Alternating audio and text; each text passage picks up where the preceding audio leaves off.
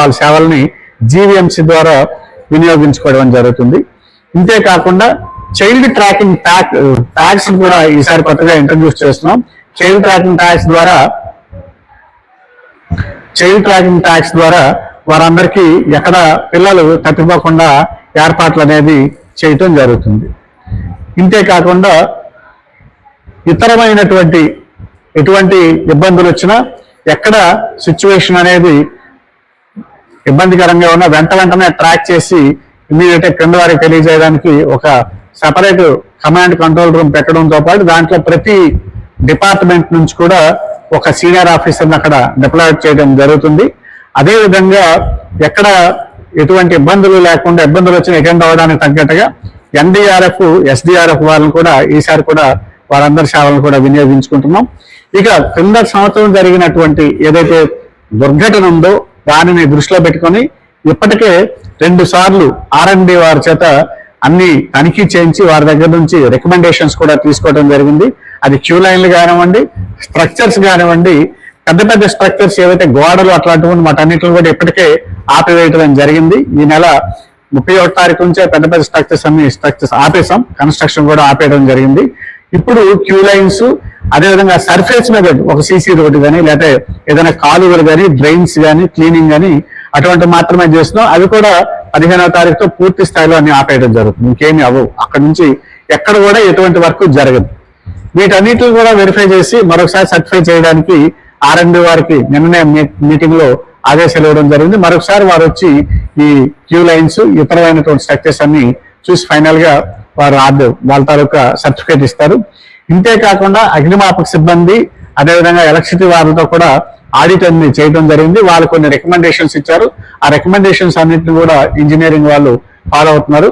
ఇప్పటికే సుమారుగా వారు 2 ఫైర్ ఇంజన్ల మీదన చిన్న ఫైర్ ఇంజన్ కింద పెట్టడం జరిగింది. దీని మీద నిర్దిష్టమైనటువంటి ఏ విధంగా హ్యాండిల్ చేయాలని నిర్దిష్టమైనటువంటి ఆదేశాలని నిన్న గౌరవ హోంమంత్రి గారు కూడా ఆ డిపార్ట్మెంట్కి ఇవ్వడం జరిగింది నిన్న జరిగినటువంటి సమావేశంలో.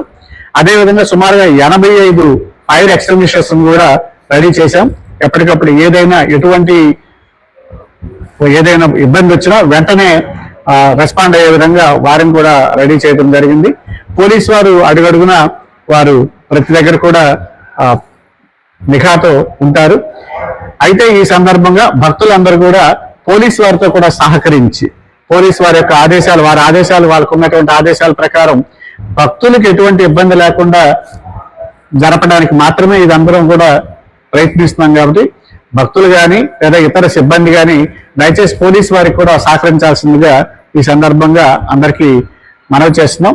అలాగే ఏదైతే మెట్ల మార్గం ఉందో అదేవిధంగా ఘాట్ రోడ్స్ ఉన్నాయో ప్రతి 2 ఘాట్ రోడ్ల మీద అదేవిధంగా మెట్ల మార్గాల్లో పబ్లిక్ అడ్రసింగ్ సిస్టమ్ కానీ మరియు ఏదైతే లైటింగ్ ఉందో లైటింగ్ సంబంధించి కూడా పూర్తి స్థాయి ఇప్పటికే ఎనేబుల్ చేయడం జరిగింది.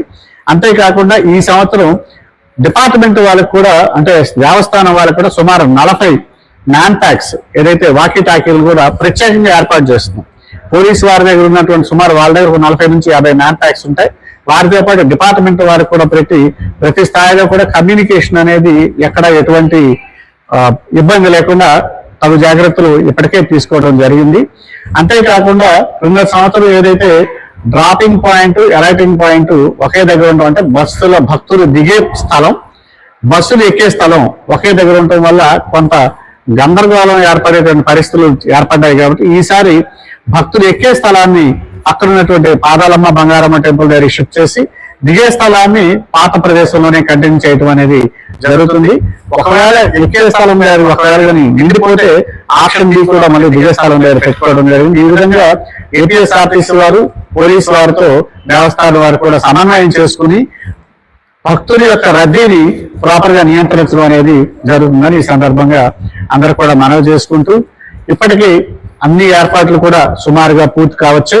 భక్తులందరూ కూడా ఎటువంటి ఆందోళన చెందకుండా ఎటువంటి గాబరా కూడా పడకుండా వారికి ఇచ్చినటువంటి స్లాట్లు ఏవైతున్నాయో ఆ స్లాట్ ప్రకారం దయచేసి అందరూ వచ్చి రాత్రి వరకు ఈ దర్శనాలు జరుగుతాయి. కాబట్టి ఎవరు కూడా కంగారు పడకుండా సమన్వయంతో వచ్చి అందరూ దర్శనాలు చేసుకుని స్వామివారి యొక్క ఆశీర్వాదాలు పొందవలసిందిగా అందరికి కూడా మనం చేస్తున్నాం.